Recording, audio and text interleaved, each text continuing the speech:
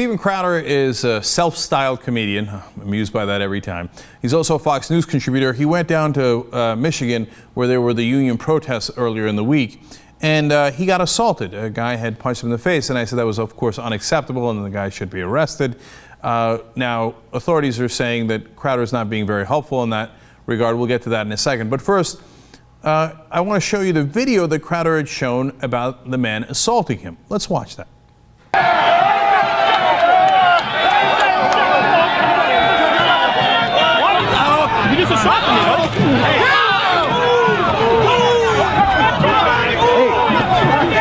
So in that edited video, it appears that the man is standing calm in the beginning and then sucker punches Crowder out of nowhere.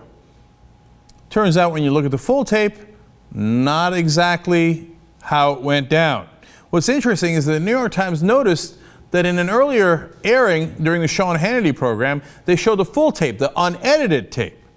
Now look at what happens to that guy who threw the punch in the part they cut out of the tape.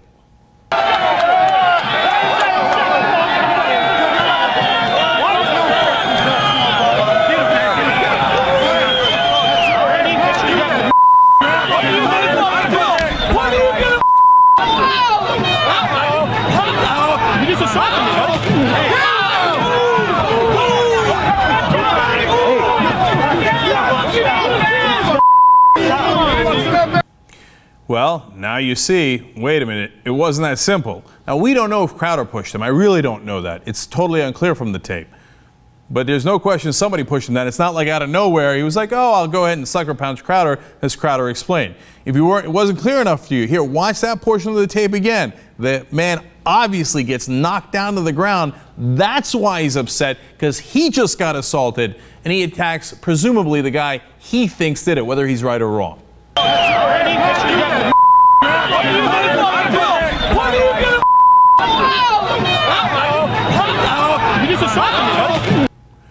So that's a totally different story. Weird. Fox News would show edited tape that doesn't tell you the whole story. Well, it's a good thing that they accidentally ran the bigger tape earlier in Sean Hannity's program. So they're totally busted on that. I suspect that Crowder will apologize for editing the tape, right? Now look, he still can press charges. The guy still assaulted him, and we don't know if Crowder pushed him. And it was not the right thing to do either way.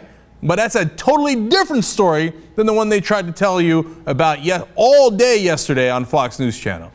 Gee, I wonder why we think that they're not trustworthy and they're not a real news channel.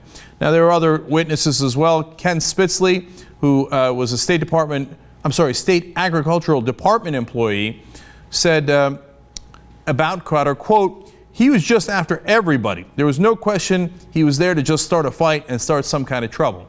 And again, you don't know. Ken says that he's not a rabid pro-union guy, but he was obviously sympathetic to those guys. And without the tape, you might say, hey, he's making that up, and Crowder might not have been looking for the fight, and it's not right to hit him any way you slice it.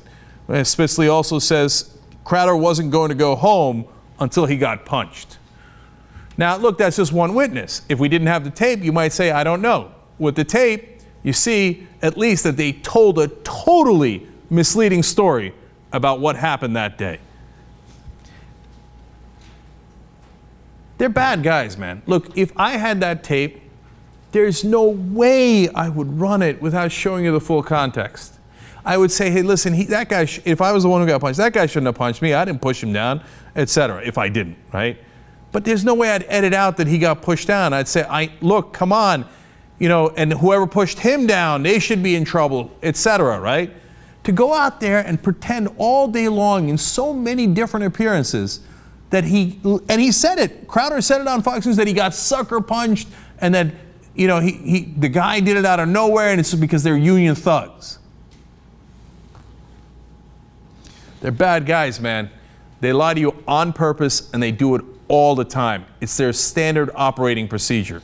Now, if Crowder was in the right, you'd think that he'd press charges, right? Well, the Michigan State Police agree with you. The Inspector Gene Adamczyk says there's video footage of him being assaulted. We don't know who the suspect is, but we can do a several-month investigation and find the suspect. But if Mr. Crowder is not going to prosecute, we've not gained anything. We've wasted resources. You know why he's saying that? Because they're telling Crowder, hey, press charges. We want to go forward with the case. Why aren't you pressing charges? Well, that's a really good question, and I'm not sure we have an answer to that. Perhaps the tape is part of the answer. He says, and he says that he watched Crowder on Fox News. The inspector watched him challenge this whoever punched him to an MMA-style fight in the People's Octagon. Well, the inspector says you can't leverage the law for personal gain. Either you're the victim or you're not. So if he's the victim of an assault and he wants to file a complaint, we will definitely investigate it.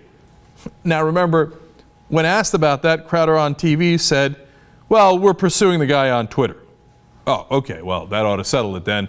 One more quote from the investigator as he's frustrated, obviously. He says, quote, if somebody broke into your house, wouldn't you immediately report it to the police? If someone assaulted you or your family member, wouldn't you report it immediately to the police? Well, why wouldn't you? Unless there's a personal agenda there. Now, that sounds just about right.